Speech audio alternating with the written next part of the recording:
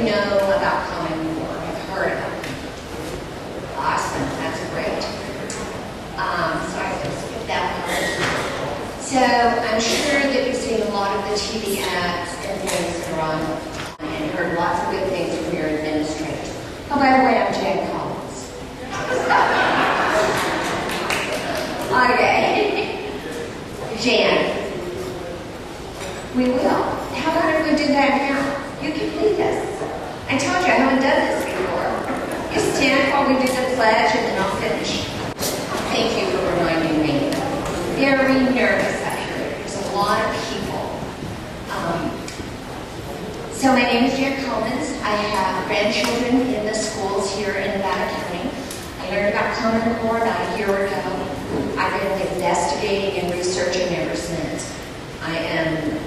You've heard a lot of good things about it from your school administrators and perhaps your teachers, and they don't really know some of the bad things. They haven't experienced it yet the way that they have on the East Coast.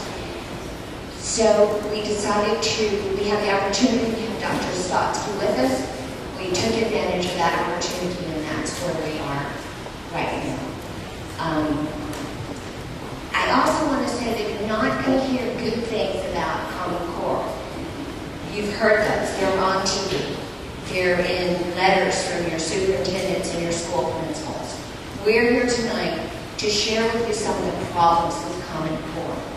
And we're here to do that because we believe that it is your right as parents and grandparents and citizens of this county and of this state and of this United States to know both sides of an issue, not just one side. That's not to say they've been deliberately deceiving us. Many of them don't know themselves. So that's what we're here for. Our speakers are going to be, our first speaker will be Dr. Stotsky.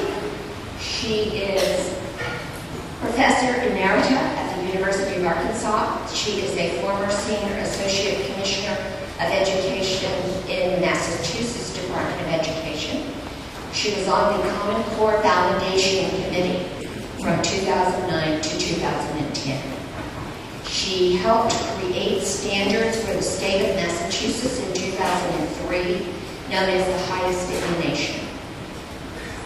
She has recognized the Common Core standards as inferior and refused to sign off on them when she was on the validation committee. So she will be talking about why Common Core is not good for our children. We also have attorney Brad Dekas. He is an attorney at law, founder and president of the Civic Justice Institute. Brad has coordinated religious freedom and parental rights cases throughout the western states and has testified numerous times before the California State Legislature on parental rights and religious freedoms. His institution, the Civic Justice Institute, produced the opt-out forms which parents use to excuse their children from standardized testing, including the Common Core standards assessments. And his topic will be Common Core parent and student rights. And Lydia Gutierrez has been an elementary school teacher in K through 8 for over 20 years. She holds a master's degree in education, is BCLAD certified, and is a master teacher for the UCLA Mathematics Project. She also is a fellow in writing with Cal State Long Beach. And Lydia's topic is Foundation versus Abstract Thinking in the Elementary Grades. And our first speaker will be Dr. Stotsky. Please help me give her a warm welcome.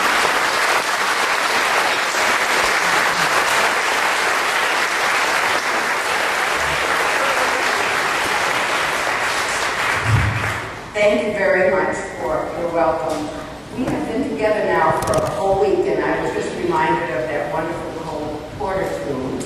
We opened last week in Padua, and now we're ending in Grass Valley. So in between, we have gone through Escondido and a number of other places in California, not the northern Italian city-states, but here we are, and we have learned what each other has to say, and you'll see that we now form a very coherent set of comments on Common Core. Let me begin by giving you the larger picture, which I also tried to convey this afternoon on a radio talk show here in the area. Who are the people excluded and affected most by the process that was used for Common Core? Because there's both a process issue and a substance issue that you need to be aware of. Process issue is that the first group that basically knew nothing about Common Core until maybe last year were parents. They were deliberately ignored from the beginning. The second large group that were ignored were teachers themselves. It wasn't until last year as well, because of the impending tests that still are being finished off and will be formally given next year. Teachers were not very much aware of what was going to be happening in their schools and in their classroom curricula, in English and in math. Common Core, remember, is the set of standards for mathematics and for English language arts and reading, the two key symbol subjects for all of public schooling or education in general. So we have those first two groups who were excluded. Third group were state legislators. I learned about them in the past couple of years because I have been asked to testify in about 25 different states across the country. And one of the first questions I was asked to answer to these legislative hearings and other committees were, tell us what Common Core standards are, what Common Core is, why are we including bills for the technology, and in many cases for professional development. They wanted to know what Common Core was all about because their State Board of Education had neglected to tell them what it was doing in 2010 when it adopted these standards. It had forgotten to ask for a cost-benefit analysis from their own state legislature.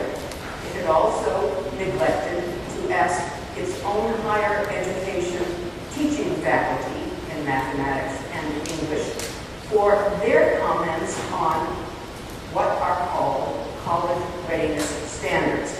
And you need to pay careful attention to that name because it's the first time in our history and in the history of any other country that we've ever had anything called college readiness standards.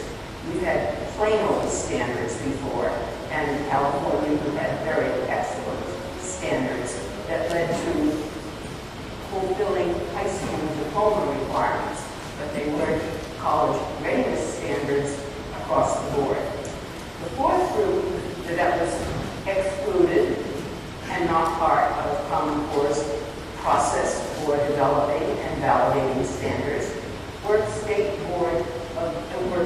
local board officials, local school committee members, as we call them in New England, but those who are at the local level and elected by their constituents to be legally in charge of what happens at the local level.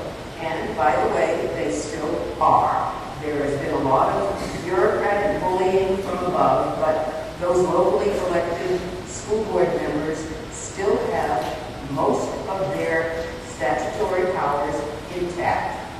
They don't act on it, but they still do.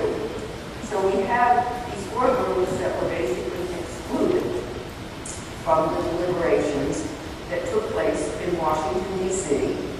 during 2009-2010. I'll get to the validation committee in a few minutes because you need to understand the lack of transparency and the lack of credentials and all of the other issues related to who was participating in this process and what can you find out about it in order to understand why you are stuck with some of the problems you are stuck with legally right now in every state. Over 46 states have adopted Common Core, and about half of them are now trying various forms of legislation to get out, to suspend, to delay, to defund, to just not implement, or to get rid of Common Core altogether, or to rewrite. Whatever they're trying to do, about half the states are trying to backtrack and are finding it a very sticky jar of molasses to get out. Who developed Common Core standards? By now, it's very clear it was never a state-led process, no matter how many times the parrot flies around saying it's state-led. There were 3 private organizations, as you by now know, and the media by now know. National Governors Association, Council of Chief State School Officers, and Achieve Incorporated. And they were all funded for the purpose of developing national standards by a 4th private organization, the Bill and Melinda Gates Foundation. None of them are accountable to the public. And indeed, they made that very clear because you can't get any records about why the people on the various committees were chosen, exactly who chose them, what any of them were paid, what their contracts asked for. None of that information is FOIA-able, susceptible to Freedom of Information Act requirements because they're private organizations. They're not civic bodies. This was something I reacted to very strongly from the very beginning because I wanted to know that my own background is very much at the community level in the town I've lived in for many years, and I understand civic procedures backwards and forwards.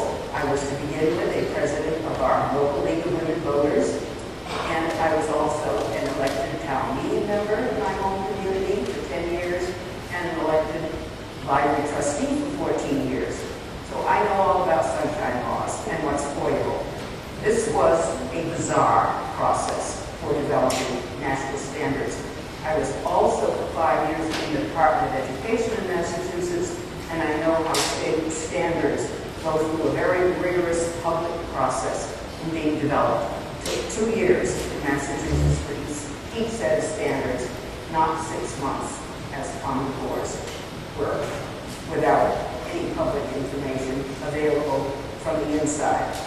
Who selected the people who were to be on the standards development work groups? These were the people in 2009 who were to develop the college level readiness standards.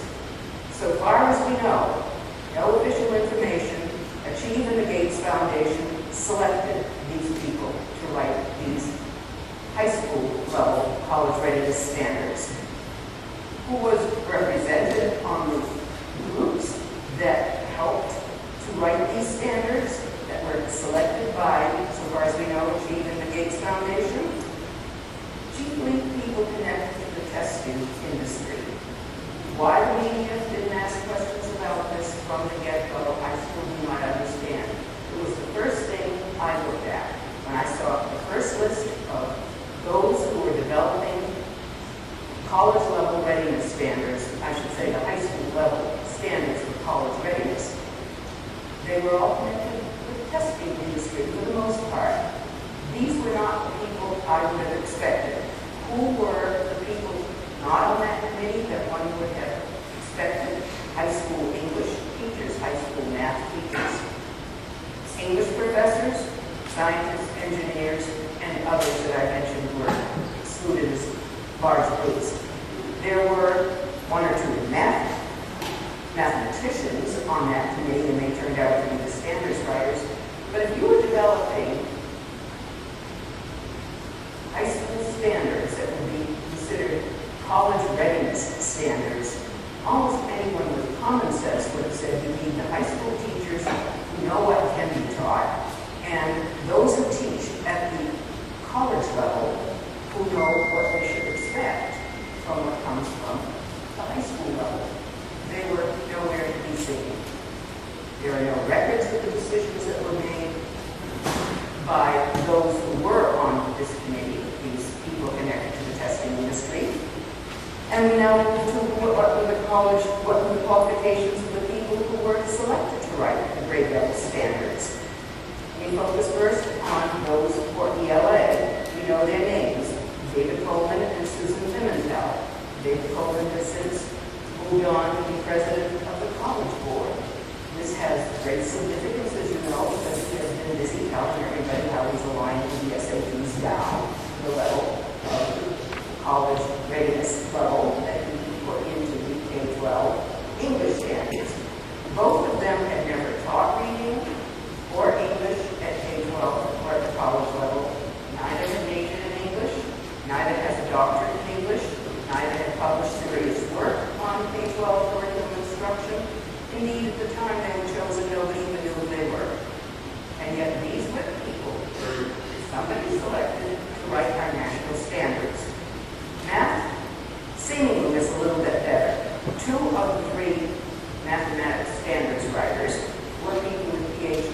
mathematics. They did know math.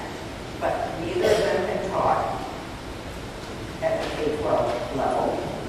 And the third person, whose name is Phil Darrow, had actually majored in English.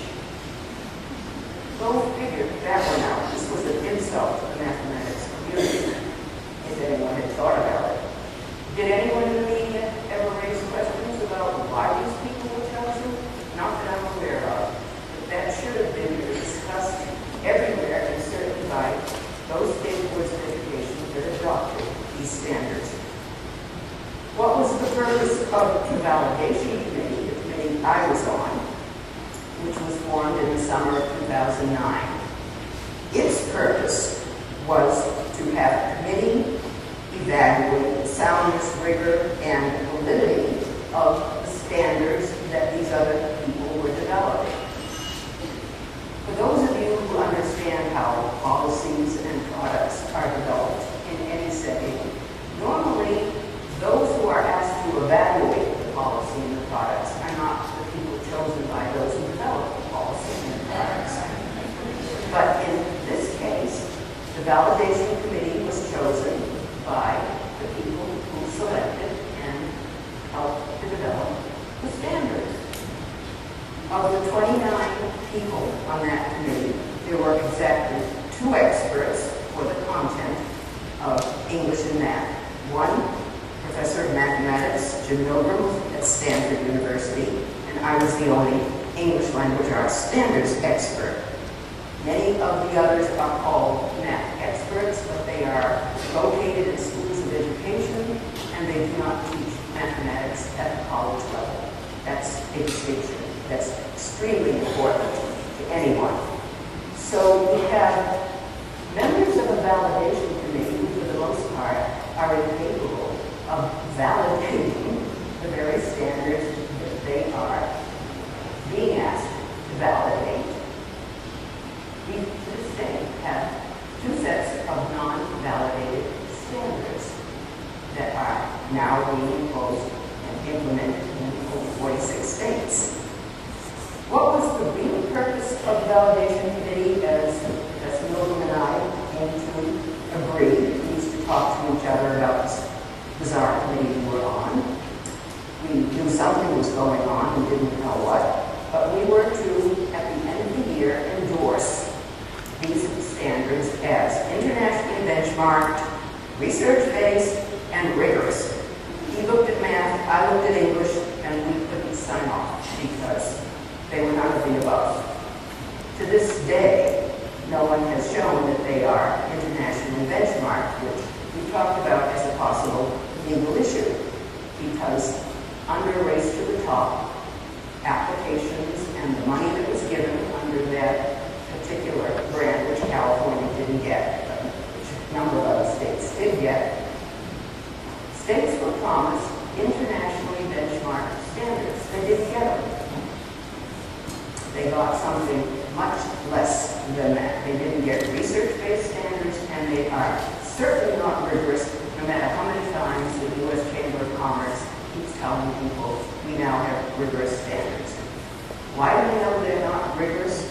It's much easier in math to point out why they're not rigorous, because it turns out that the standards that would lead students to what are called STEM careers, science, technology, engineering, and math, standards aren't clear. No other industrialized or advanced country would not have those standards present in their mathematics standards for curriculum purposes. You don't have to require them for high school diploma requirements, but you certainly should make sure that they're available for the purpose of equity in public schools, because the best private schools in this country are not common core. They're going to maintain teaching of trigonometry and pre-calculus and basic calculus or more. So there is a serious equity issue that is now being opened up between public and private high schools as Common Core gets implemented. Now, many of the pro-Common Core promote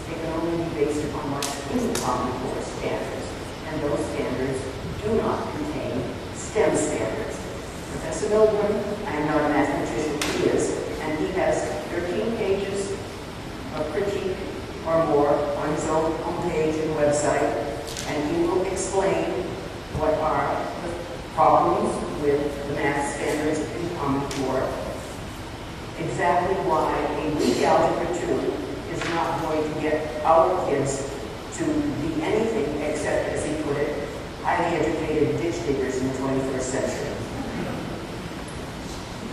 So that's one math problem. Another is the unproven approach to teaching Euclidean geometry in high school. Again, as Professor Milgram has pointed out, it was tried in only one country that we know of, in the Soviet Union in the 1970s, and was a failure. They got rid of it right away because they didn't want to damage their high school math and science curriculum. But it has been imposed by Common Core on the entire country, and our math teachers generally can't even teach it. And then the third index of problems is what's happened to Algebra 1. In California, as you know, Algebra 1 was required to be available in grade 8. Common Core has pushed the completion of Algebra 1 back to grade 9, not to grade 10. You can take some Algebra 1 standards in grade 7 or 8, but you can't complete it till grade 9. So that delays a whole lot of majors that are possible, as you can see, at college level. Let's go to the English language arts standards, which I looked at in detail, and why I wouldn't sign off. First of all, most of them are skills, not content standards. And what is a skill? It could be find the main idea. You can find the main idea of the Three Little Pigs. You can find the main idea of Moby Dick. The skill is still the same skill. The content makes all the difference in the world. So you have a problem with skills-based standards because it gives testers a wide open field to maneuver around it. And that may have been the reason behind having mainly skills, not content. Second major issue, which any of you who are teachers or parents of young children are now seeing, is a stress on writing over reading. How many of you have children in elementary school or teach elementary school? Any teachers here? You're free to disagree if you want to, obviously, but there is an enormous amount of writing taking place in your classes now. And the question is, how much of it is justifiable at the ages at which you are being asked to have students do 2 or 3 paragraph kinds of pieces of writing. Even mathematics is being turned into a second language arts class, which is not good for math. It's not good for ESL students, and it's not good for boys. But who cared, apparently, when they were pushing more writing than reading? We know from 100 years of research, because academic research is part of my graduate background, that good writers have always been good readers. Reading is what you need to stress in K-12. Reading takes priority, and most teachers will understand that you have to teach reading more than writing. Where does good writing come from? Comes in part from having seen lots of good written English prose. So if you are reducing the amount that you're teaching reading and asking for more writing, especially if it's developmentally inappropriate, you are wasting curriculum time, wasting his time, and expecting something that can't be squeezed out of the stove. When I saw at grade 6, one of the standards for writing in Common Core asks kids to write with planes. And I looked at the kind of writing the kids were doing in a particular city because they were explaining it. It was clear they have the foggiest idea what a rhetorical plane is. A baggage plane they might know, but not a rhetorical plane. So you have a problem with what's being asked of young kids and the fact that the readings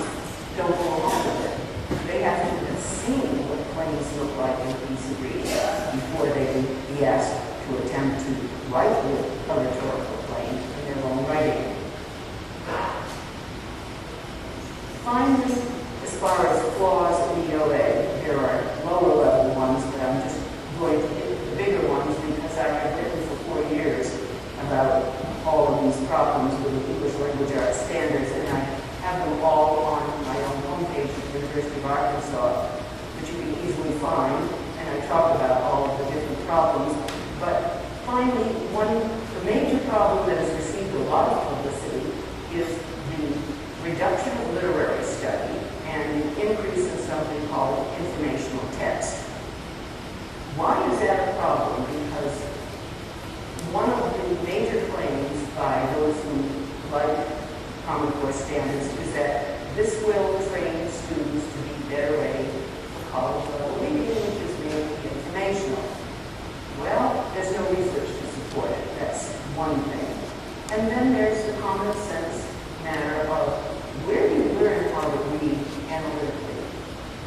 And if you have to think about where in the curriculum it's ever been taught, historically, traditionally, it comes from English teachers teaching kids how to read complex literary text, how to read between the lines. It comes from reading literary text, not math textbooks, history textbooks, science textbooks. They're developed for informational purposes. That's why they're informational materials. They're not designed to be ambiguous, to be subtle. That's not their purpose. So if you reduce literary study and increase something called informational or nonfiction, you have taken away opportunities for kids to learn how to do analytical reading and writing.